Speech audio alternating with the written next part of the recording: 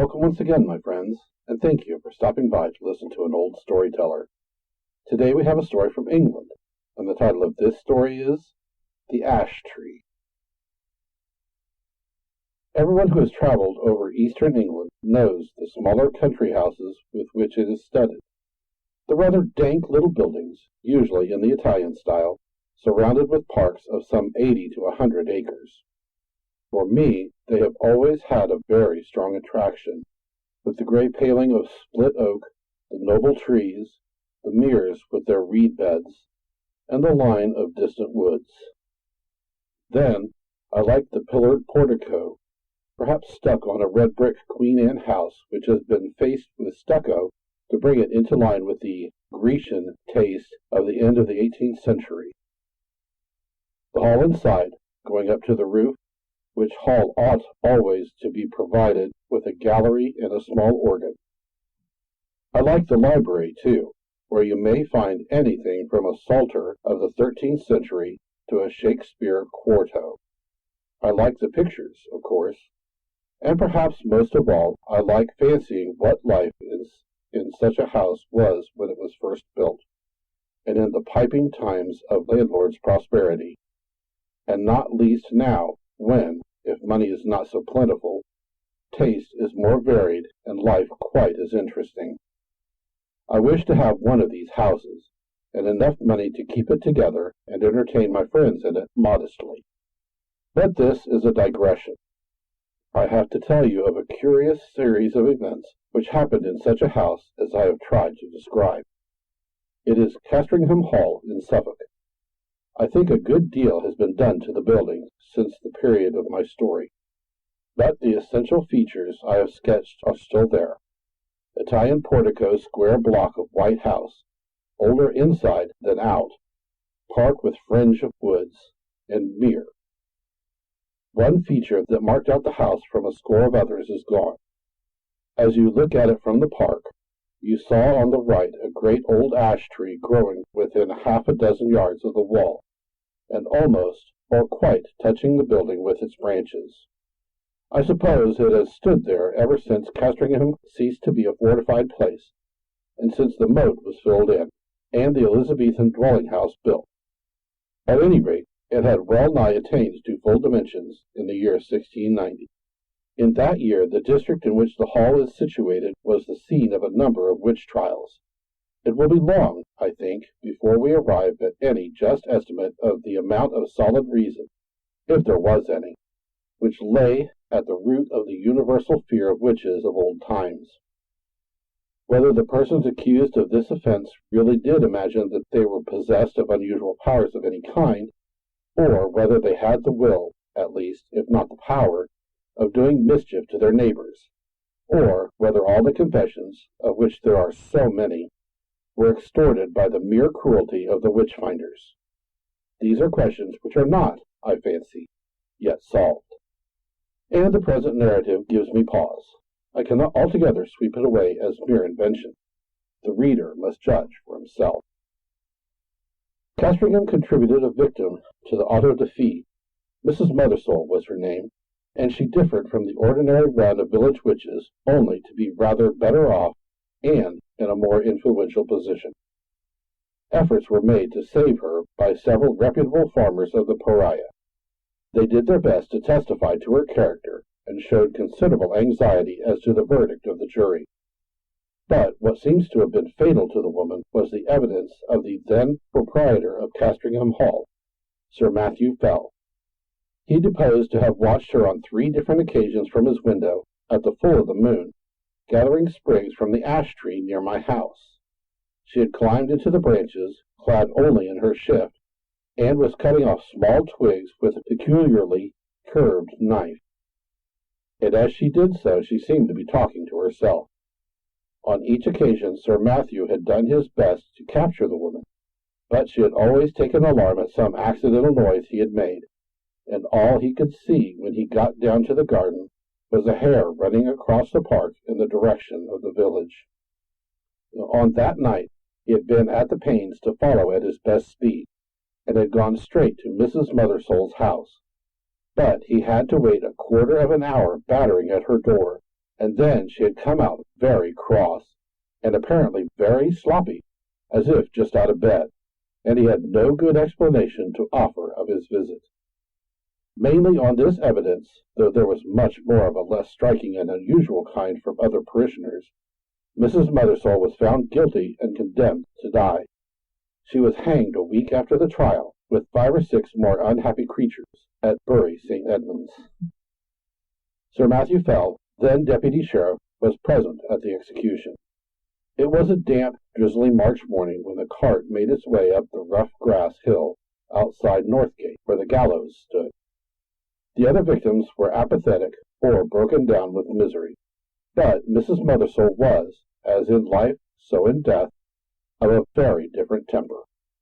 Her poisonous rage, as a reporter of the time puts it, did so work upon the bystanders, yes, even upon the hangman, that it was constantly affirmed that all that saw her that she presented the living aspect of a mad devil, yet she'd offered no resistance to the officers of the law. Only she looked upon those that laid hands upon her with so direful and venomous an aspect that, as one of them afterwards assured me, the mere thought of it preyed inwardly upon his mind for 6 months after. However, all that she is reported to have said was the seemingly meaningless words, "There will be guests at the hall," which she repeated more than once in an undertone. Sir Matthew Fell was not unimpressed by the bearing of the woman. He had some talk upon the matter with the vicar of his parish, with whom he travelled home after the entire business was over. His evidence at the trial had not been very willingly given. He was not specially infected with the witch-finding mania, but he declared, then and afterwards, that he could not give any other account of the matter than that he had given, and that he could not possibly have been mistaken as to what he saw. The whole transaction had been repugnant to him, for he was a man who liked to be on pleasant terms with those about him. But he saw a duty to be done in this business, and he had done it. That seemed to have been the gist of his sentiments, and the vicar applauded it, as any reasonable man must have done. A few weeks after, when the moon of May was at the full, vicar and squire met again in the park, and walked to the hall together. Lady Fell was with his mother, who was dangerously ill, and Sir Matthew was alone at home. So the vicar, Mr. Crome, was easily persuaded to take a late supper at the hall. Sir Matthew was not very good company this evening. The talk ran chiefly on family and parish matters, and, as luck would have it, Sir Matthew made a memorandum in writing of certain wishes or intentions of his regarding his estates, which afterwards proved exceedingly useful. When Mr. Crome thought of starting for home, about 9:30, Sir Matthew and he took a preliminary turn on the gravelled walk at the back of the house. The only incident that struck Mr. Crome was this. They were in sight of the ash tree which I described as growing near the windows of the building, when Sir Matthew stopped and said, "What is it that runs up and down the stem of the ash? Is it never a squirrel? They will all be in their nests by now." The vicar looked and saw the moving creature, but he could make nothing of its color in the moonlight. The sharp outline, however, seen for an instant, was imprinted on his brain, and he could have sworn, he said, though it sounded foolish, that, squirrel or not, it had more than 4 legs. Still, not much was to be made of the momentary vision, and the two men parted. They may have met since then, but it was not for a score of years. Next day Sir Matthew Fell was not downstairs at 6 in the morning, as was his custom, nor at 7, nor yet at 8. Hereupon the servants went and knocked at his chamber door. I need not prolong the descriptions of their anxious listenings and renewed batterings on the panels. The door was opened at last from the outside, and they found their master dead and black. So much you could have guessed. That there was any marks of violence did not at that moment appear, but the window was open. One of the men went to fetch the parson, and then by his directions rode on to give notice to the coroner. Mr. Crome went as quick as he might to the hall, and was shown to the room where the dead man lay. He has left some notes among his papers which show how genuine a respect and sorrow was felt for Sir Matthew, and there is also this passage, which I transcribe for the sake of the light it throws upon the course of events, and also upon the common beliefs of the time. There was not the least trace of an entrance having been forced to the chamber, but the casement stood open, and my poor friend would always have it in this season. He had his evening drink of small ale in a silver vessel of about a pint measure, and tonight had not drunk it out. This drink was examined by the physician from Bury, a Mr. Hodgkins, who could not, however, as he afterwards declared upon his oath, before the coroner's quest, discover that any matter of a venomous was present in it. For, as was natural, in the great swelling and blackness of the corpse, there was talk made among the neighbors, and poison. The body was very much disordered as it lay in the bed, being twisted after so extreme a sort as to give too probable conjecture that my worthy friend and patron had expired in great pain and agony. As to what as yet unexplained, and to myself the argument of some horrid and awful design in the perpetrators of this barbarous murder, was this, that the woman who was entrusted with the laying out of the corpse and washing it, being both sad persons and very well respected in their mournful profession, came to me in a great pain and distress, both of mind and body, saying, what was indeed confirmed upon the first view, that they had no sooner touched the breast of the corpse with their naked hands than they were sensible of a more than ordinary violent smart and aching in their palms, which, with their whole forearms, in no long time swelled so immoderately, the pain still continuing, that, as afterwards proved, during many weeks they were forced to lay by the exercise of their calling, and yet no mark seen on the skin. Upon hearing this, I sent for the physician, who was still in the house, and we made as careful a proof as we were able by the help of a small magnifying lens of crystal of the condition of the skin on this part of the body, but could not detect with the instrument we had any matter of importance beyond a couple of small punctures or pricks, which we then concluded were the spots by which the poison might be introduced, remembering that ring of Pope Borgia, with other known specimens of the horrid arts of the Italian poisoners of the last age. So much is to be said for the symptoms seen on the corpse. As to what I am to add, it is merely my own experiment, and to be left to posterity to judge whether there be anything of value therein. There was on the table by the bedside a Bible of the small size, in which my friend, punctual as in matters of less moment, so in this more weighty one, used nightly, and upon his first rising, to read a set portion, and taking it up, not without a tear duly paid to him, with which from the study of this poorer adumbration was now passed to the contemplation of its great original. It came into my thoughts, as at such moments of helplessness we are prone to catch at any the least glimmer that makes promise of light, to make trial of that old and by many accounted superstitious practice of drawing the sorts, of which a principal instance, in the case of his sacred majesty the blessed martyr King Charles and my Lord Falkland, which was now much talked of. I must needs admit that by my trial not much assistance was afforded me, yet, as the cause and origin of the deadly events may hereafter be searched out, I set down the result. In the case it may be found that they pointed the true quarter of the mischief to a quicker intelligence than my own. I made then 3 trials, opening the book and placing my finger upon certain words, which gave in the first these words, from Luke 13:7, cut it down, and the second, Isaiah 13:20, it shall never be inhabited, and upon the third experiment, Job 39:30, her young ones also suck up blood. This is all that need to be quoted from Mr. Crome's papers. Sir Matthew Fell was duly coffined and laid into the earth, and his funeral sermon, preached by Mr. Crome on the following Sunday, has been printed under the title of The Unsearchable Way, or England's Danger and the Malicious Dealings of Antichrist, it being the vicar's view, as well as that most commonly held in the neighborhood, that the squire was the victim of a recrudescence of the popish plot.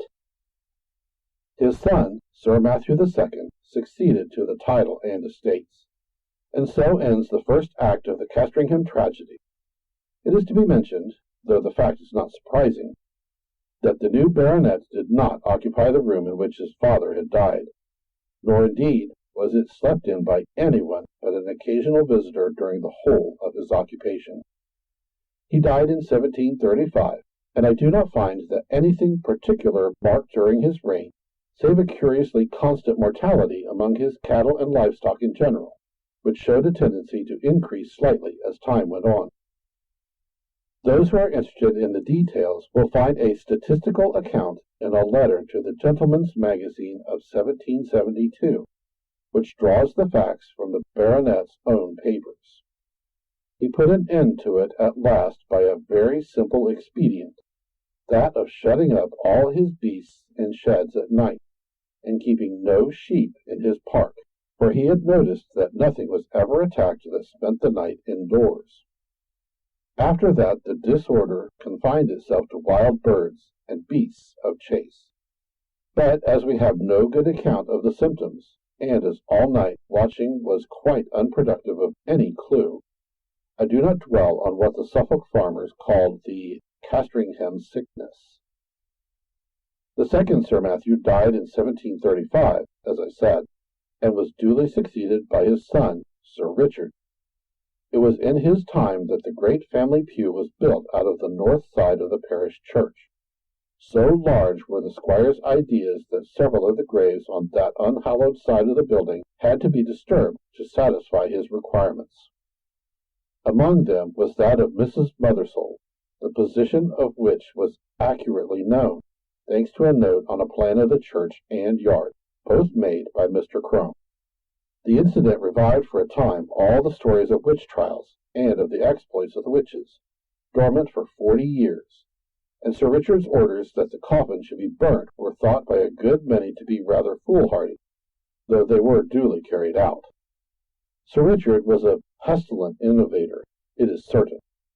Before this time the hall had been a fine block of the mellowest red brick, but Sir Richard had travelled in Italy and became infected with the Italian taste, and, having more money than his predecessors, he determined to leave an Italian palace where he had found an English house. So stucco and ashlar massed a brick. Some indifferent Roman marbles were planted about it in the entrance hall and gardens. A reproduction of the Sibyl's Temple at Tivoli was erected on the opposite bank of the Mirror, and Castringham took on an entirely new, and, I must say, a less engaging aspect. But it was much admired, and served as a model to a good many of the neighboring gentry in after years. One morning, it was in 1754, Sir Richard woke after a night of discomfort. It had been windy, and his chimney had smoked persistently, and yet it was so cold that he must keep up fire. Also, something had so rattled about the window that no man could get a moment's peace. Further, there was the prospect of several guests of position arriving in the course of the day, who would expect sport of some kind, and the inroads of the distemper, which continued among his game, had been lately so serious that he was afraid for his reputation as a game preserver. But what really touched him most nearly was the other matter of his sleepless night. He could certainly not sleep in that room again. That was the chief subject of his meditations at breakfast, and after it he began a systematic examination of the rooms to see which would suit his notions best. It was long before he found one. This had a window with an eastern aspect, and that with a northern. This door the servants would be always passing, and he did not like the bedstead in that. No, he must have a room with a western lookout, so that the sun could not wake him early, and it must be out of the way of the business of the house. The housekeeper was at the end of her resources. "Well, Sir Richard," she said, "you know that there is but one room like that in the house." "Which may that be?" said Sir Richard. "And that is Sir Matthew's, the west chamber." "Well, put me in there, for there I'll lie tonight," said her master. "Which way is it? Here, to be sure." And he hurried off. "Oh, Sir Richard, but no one has slept there these 40 years. The air has hardly been changed since Sir Matthew died there." Thus she spoke, and rustled after him. "Come, open the door, Mrs. Chittock. I'll see the chamber at least." So it was opened, and indeed the smell was very close and earthy. Sir Richard crossed to the window, and impatiently, as was his wont, threw the shutters back and flung open the casement. For this end of the house was one which the alterations had barely touched, grown up as it was with the great ash tree, and being otherwise concealed from view. "Air it, Mrs. Chittock, all to-day, and move my bed furniture in the afternoon. Put the Bishop of Kilmore in my old room." "Pray, Sir Richard," said a new voice, breaking in on this speech, "might I have the favor of a moment's interview?" Sir Richard, turning around, and saw a man in black in the doorway, who bowed. "I must ask your indulgence for this intrusion, Sir Richard. You will, perhaps, hardly remember me. My name is William Crome, and my grandfather was vicar here in your grandfather's time." "Well, sir," said Sir Richard, "the name of Crome is always a passport to Castringham. I am glad to renew a friendship of 2 generations standing. In what can I serve you? For your hour of calling, and, if I do not mistake you, your bearing, shows you to be in some haste." "That is no more than the truth, sir. I am riding from Norwich to Bury St. Edmunds, with what haste I can make, and I have called in on my way to leave you with some papers, which we have but just come upon in looking over what my grandfather left at his death. It is thought you may find some matters of family interest in them." "You are mighty obliging, Mr. Crome, and if you would be so good as to follow me to the parlor and drink a glass of wine, we will take a first look at these same papers together. And you, Mrs. Chittock, as I said, be about airing the chamber. Yes, it is here my grandfather died. Yes, the tree, perhaps, does make the place a bit dampish. No, I do not wish to listen any more. Make no difficulties, I beg. You have your orders. Go." "Will you follow me, sir?" They went to the study, the packet which young Mr. Crome had brought. He was then just becoming a fellow of Clare Hall in Cambridge, I may say, and subsequently brought out a respectable edition of Polyaenus. Contained, among other things, the notes which the old vicar had made upon the occasion of Sir Matthew Fell's death. And for the first time Sir Richard was confronted with the enigmatical sources biblicae which you have heard. They amused him a good deal. "Well," he said, "my grandfather's Bible gave one prudent piece of advice. Cut it down. If it stands for the ash tree, he may rest assured I shall not neglect it. Such a nest of catarrhs and agues was never seen." The parlor contains the family books, which, pending the arrival of a collection which Sir Richard had made in Italy, and the building of a proper room to receive them, were not many in number. Sir Richard looked up from the paper to the bookcase. "I wonder," says he, "whether the old prophet is there yet. I fancy I see him." Crossing the room, he took out a dumpy Bible, which, sure enough, bore on the fly-leaf the inscription, "To Matthew Fell, from his loving godmother, Anne Aldous, September 2nd, 1659. "It would be no bad plan to test him again, Mr. Crome. I will wager we get a couple of names in the Chronicles. What have we here? 'Thou shalt seek me in the morning, and I shall not be.'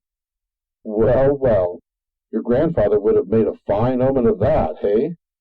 No more prophets for me. They're all in a tale. And now, Mr. Crome, I am infinitely obliged to you for your packet. You will, I fear, be impatient to get on. Pray allow me another glass." So, with offers of hospitality, which were genuinely meant, for Sir Richard thought well of the young man's address and manner, they parted. In the afternoon came the guests, the Bishop of Kilmore, Lady Mary Hervey, Sir William Kentfield, etc. Dinner at 5, wine, cards, supper, and dispersal to bed. Next morning Sir Richard is disinclined to take his gun with the rest. He talks with the Bishop of Kilmore. This prelate, unlike a good many of the Irish bishops of his day, has visited his see, and, indeed, resided there for some considerable time. This morning, as the two were walking along the terrace and talking over the alterations and improvements in the house, the bishop said, pointed to the window of the west room, "You could never get one of my Irish flock to occupy that room, Sir Richard." "Why is that, my lord? It is, in fact, my own." "Well, our Irish peasantry will always have it that it brings the worst of luck to sleep near an ash tree, and you have a fine growth of ash not 2 yards from your chamber window. Perhaps," the bishop went on with a smile, "it has given you a touch of its quality already, for you do not seem, if I may say it, so much the fresher for your night's rest as your friends would like to see you. That, or something else, it is true, cost me my sleep from 12 to 4, my lord. But the tree is to come down tomorrow, so I shall not hear much more from it." "I applaud your determination. It can hardly be wholesome to have the air you breathe strain, as it were, all that leafage." "Your lordship is right there, I think. But I had not my window open last night. It was rather the noise that went on, no doubt from the twigs sweeping the glass, that kept me open-eyed." "I think that can hardly be, Sir Richard. Here, you see it from this point. None of these nearest branches can even touch your casement unless there was a gale, and there was none of that last night. They missed the panes by a foot." "No, sure, true. Well, what then will it be, I wonder? It scratched and rustled so. Aye, and covered the dust on my sill with lines and marks." At last they agreed that the rats must have come up through the ivy. That was the bishop's idea, and Sir Richard jumped at it. So the day passed quietly, and night came, and the party dispersed to their rooms, and wished Sir Richard a better night. And now we are in his bedroom, with the light out, and the squire in bed. The room is over the kitchen, and the night outside still and warm, so the window sounds open. There is very little light about the bedstand, but there is a strange movement there. It seems as if Sir Richard were moving his head rapidly to and fro, with only the slightest possibility of sound. And now you would guess, so deceptive is the half-darkness, that he had several heads, round and brownish, which moved back and forward, even as low as his chest. It is a horrible illusion. Is it nothing more? There! Something drops off the bed with a soft plump, like a kitten, and is out the window in a flash. Another 4. After that there is quiet again. "Thou shalt seek me in the morning, and I shall not be." As with Sir Matthew, so with Sir Richard, dead and black in his bed. A pale and silent party of guests and servants gathered under the window when the news was known. Italian poisoners, popish emissaries, infected air, all these and more guesses were hazarded, and the Bishop of Kilmore looked at the tree, in the fork of whose lower boughs a white tomcat was crouching, looking down the hollow which years had gnawed in the trunk. It was watching something inside the tree with great interest. Suddenly it got up and craned over the hole. Then a bit of the edge on which it stood gave way, and it went slithering in. Everyone looked up at the noise of the fall. It is known to most of us that a cat can cry, but few of us have heard, I hope, such a yell as came out of the trunk of the great ash. 2 or 3 screams there were, witnesses are not sure which, and then a slight and muffled noise of some commotion or struggling was all that came. But Lady Mary Hervey fainted outright, and the housekeeper stopped her ears and fled till she fell on the terrace. The Bishop of Kilmore and Sir William Kentfield stayed, yet even they were daunted, though it was only at the cry of a cat, and Sir William swallowed once or twice before he could say, There is something more than we know of in that tree, my lord. I am for an instant search."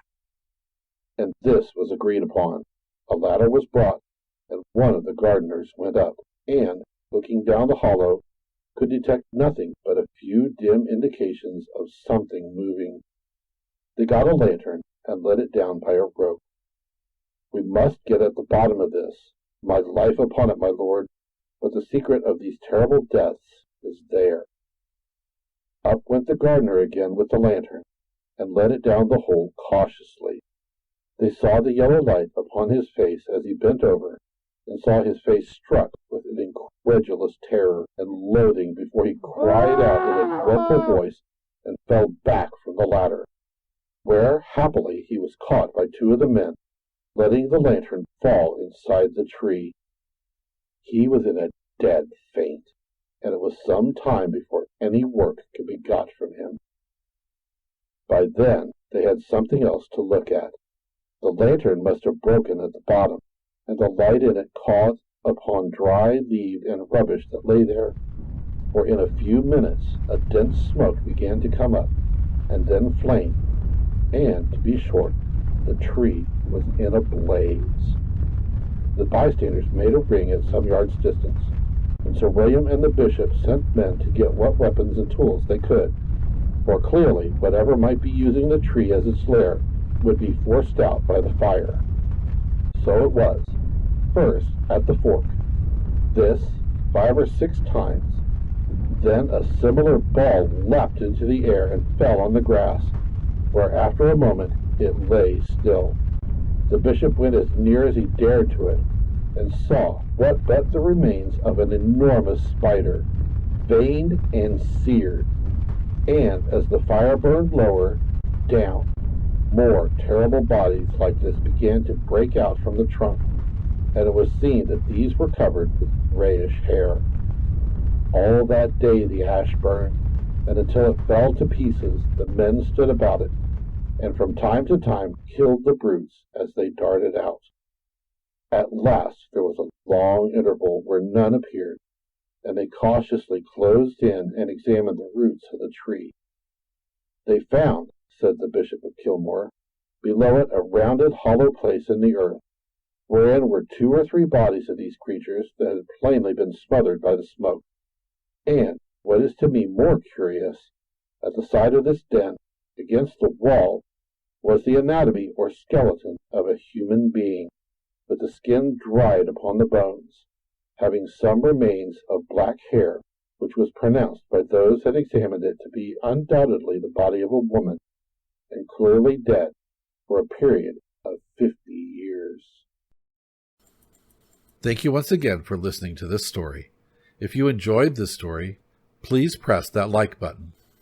Also, please help an old storyteller out by subscribing to my channel. The next story will be posted in a few days, so until then, may your story continue to be a good one.